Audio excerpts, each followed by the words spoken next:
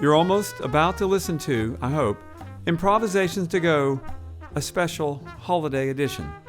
Before we proceed, however, I do need to inform you that you wouldn't be able to hear any of it without the generous support of Aubrey's, Lucid Media, Inner Space Yoga and Meditation Supplies, and Dr. Craig and Debbie Jarvis and their fabulous hunting poodle named Curly Sue.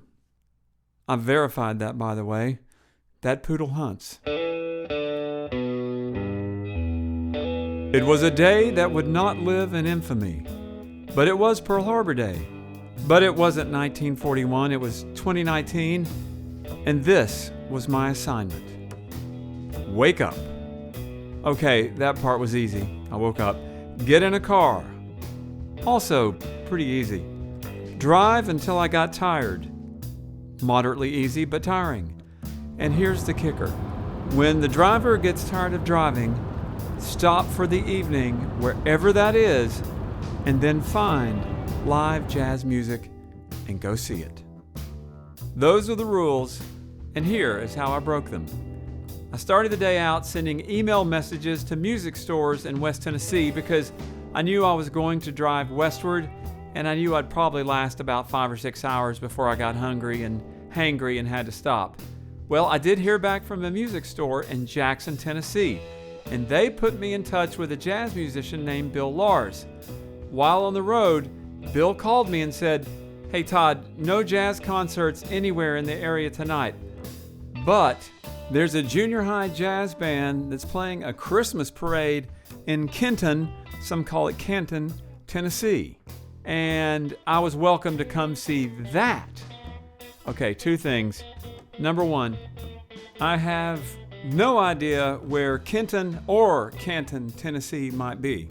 Number 2, I was already talking myself out of this idea by the time I got to Crossville.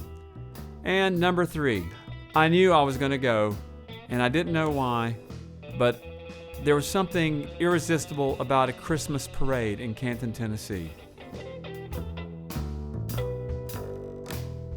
I have no research to support this, but I have a suspicion that everyone in Knoxville and everyone in Jackson, if given a choice, would love to have a Knoxville-Jackson train line.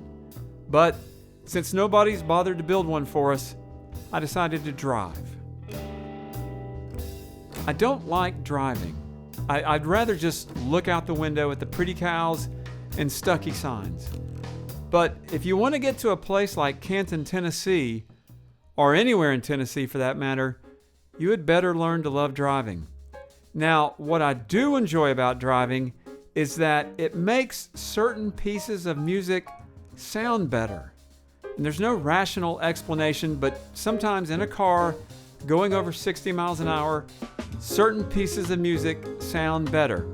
In this case, the Bad Plus and Red Door. Or any Grant Green record. They all sound great driving.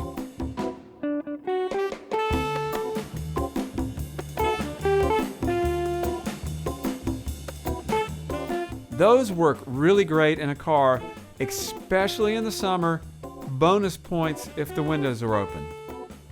Conversely, some jazz groups are definitely not good for driving. For example, Sun Ra.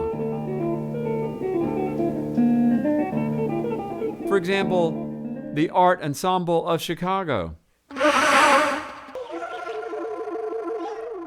Unless, of course, you're talking about Charlie M. Now, that song is great for driving, so every rule needs an exclusion, and there you go. I popped in Charlie M. and booked it to Canton, Tennessee. One of the most sacred rules of Improvisations To Go is no hotels, no exceptions. Unless, of course, you're really tired and you just want to get a nice room with a big bed. So I checked into the old, I'm not going to name it, unless they want to sponsor this podcast, but it's famous and it's not that expensive. I checked in, they put me in room 420. I don't know. That just kind of happens to me. And also, they had Christmas music in the lobby, and it was Christmas jazz music in the lobby. So I knew things were just going to work out. From Hotel X in Jackson to Kenton, Tennessee, it's about a 70-minute drive, rather flat, and I would not say uninspiring, but it was dark, I couldn't see much, and I was wondering, what does Kenton, Tennessee have to offer? It's about 2 square miles. That's maybe 1% of that is water, so that's kind of exciting. It's the home of Rags Faircloth, a Major League Baseball player who only pitched 2 games, and he lost both of them and retired very quickly with an ERA of 9. I do not ridicule that because I was kicked off my pitching position in Little League, so I got nothing on Rags Faircloth. But Kenton, Tennessee is the home of the white squirrel. Only 4 counties in the United States have white squirrels, but how many of them have the White Squirrel Festival? That's right, Kenton, Tennessee, home of the White Squirrel Festival, usually on the 4th of July weekend. I was sorry to miss that. Maybe I'll make a trip back because, to be honest, I did not see one of the alleged 200 white squirrels in Kenton, though I certainly look for them, cute as they might have been. If you have never been to Canton, Tennessee, and I'm just going to go ahead and call it and say that you haven't, it's really easy not to get lost because there's basically 2 main streets, one of which is a state highway, and for the life of me, I could not find the parade route, which seemed kind of odd since there are only 2 streets. So I went to the mini mart, bought a local newspaper. I love to support the local newspapers. Excuse me, ma'am, I understand there's a parade route around here. And she said, yeah, you're on it. And I said, I don't see any Santa Claus floats. And she said, just wait an hour, read your paper. So that's what I did. I just sat there. She told me where to park. She said, that's a busy spot right there. I mean, it was completely empty. So I parked there and I waited an hour and read the local paper, which was thoroughly entertaining. It was a cold night, turned the heater on, read my newspaper, and when I looked up, there were people everywhere. It was like Gibson County, which looked completely empty when you're driving through it. Well, I know why now. They were all coming to the parade. And people were asking me, sir, could you move your car over just a little bit so we can get the kids' bicycles in? And I'm like, yeah, more the merrier. When it's a parade, you kind of all come together as one for this event with everybody focused on the same thing. It's a nice feeling. And let me say this about parades. You got your Rose Bowl, you got your Macy's, wonderful events.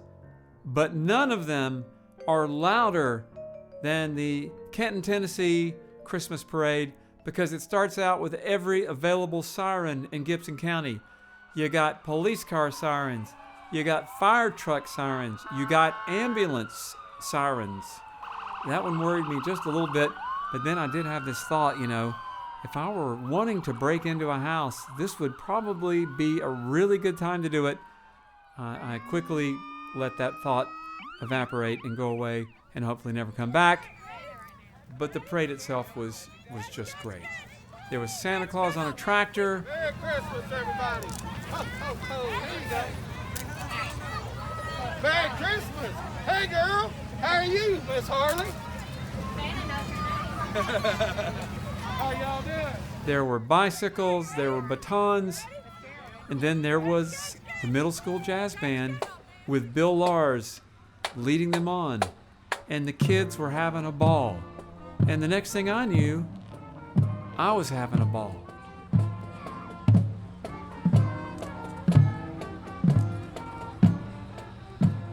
Much more fun than the fun I would have had or not had just sitting in the hotel room watching repeats of The Love Boat.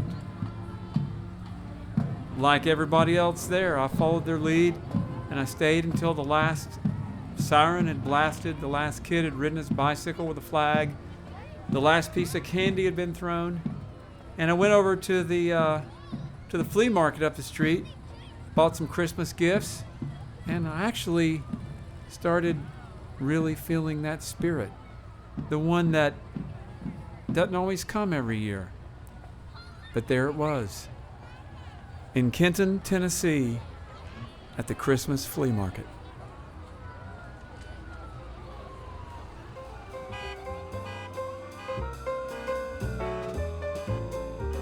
Once the flea market had wound down a little bit, Bill Lars, the band leader and educator, came in. We sat down in the back. He told me a story. He had grown up in Huntsville, moved to Pittsburgh to go to Duquesne in '77. Then he moved to Nashville, where he worked at Opryland for 17 seasons. I can only imagine the amount of notes that might be. And then he did a little bit of teaching in Nashville, some music ministry. And then about 6 years ago, he upped and moved to West Tennessee, where he's been living ever since. And that's how he came to lead the middle school jazz band on this particular evening as a fill-in, no less. I was subbing for the middle school band director, who was off playing a gig on his tuba. And our principal is very flexible, so he thought I was responsible enough to take care of the junior high band.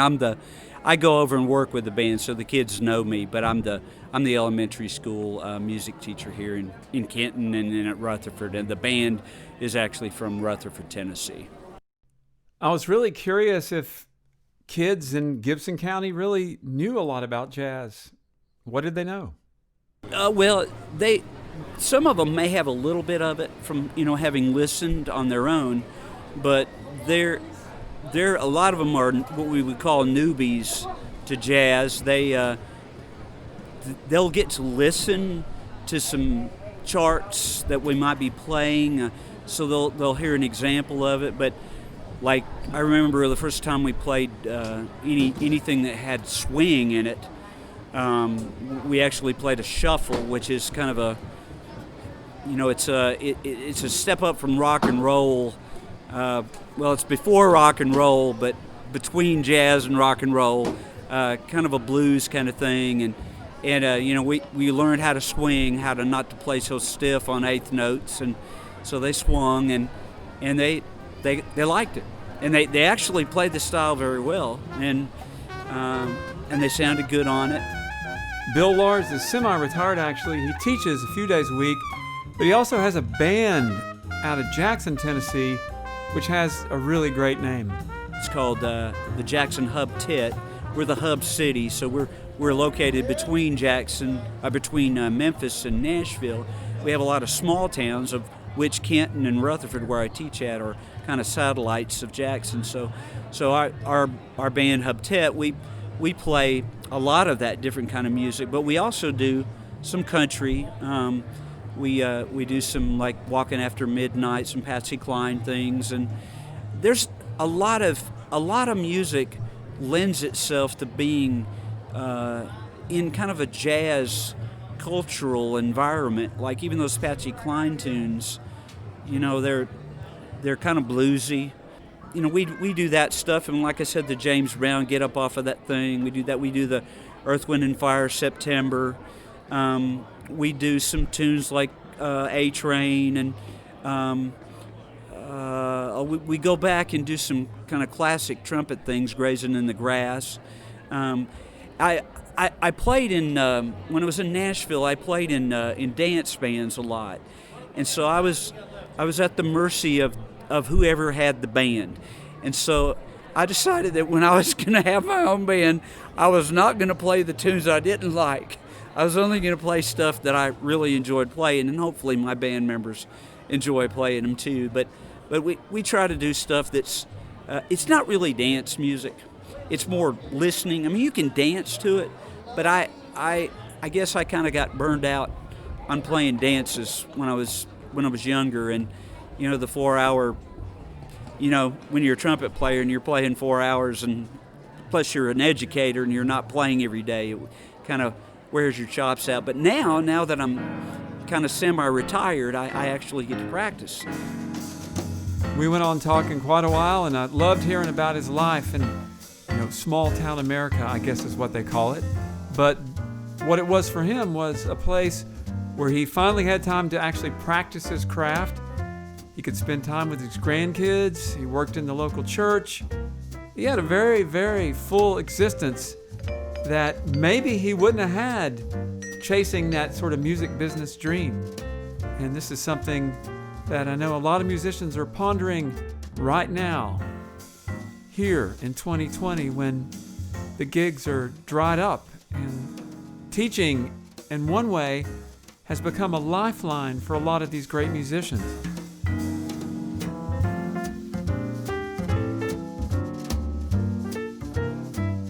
It seems there's been this common theme running through Improvisations To Go that I never even saw, whether it was in New Orleans, Memphis, DC, Baltimore.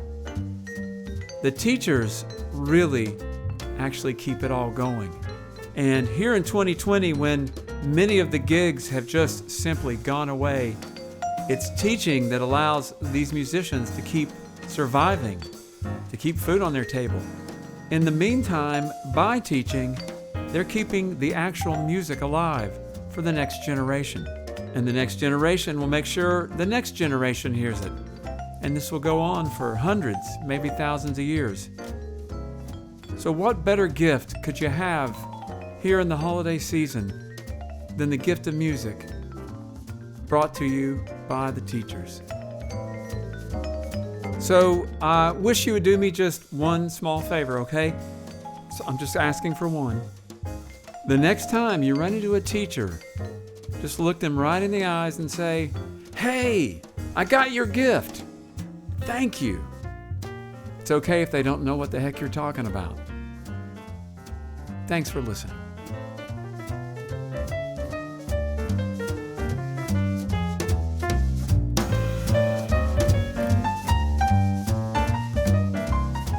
I'm Todd Steed. Improvisations To Go is a production of WUOT. Thanks to our glorious sponsors, Aubrey's, Lucid Media, Interspace Yoga and Meditation Supplies, and our good friends Dr. Craig and Debbie Jarvis. Happy holidays, peace on earth, goodwill towards everybody.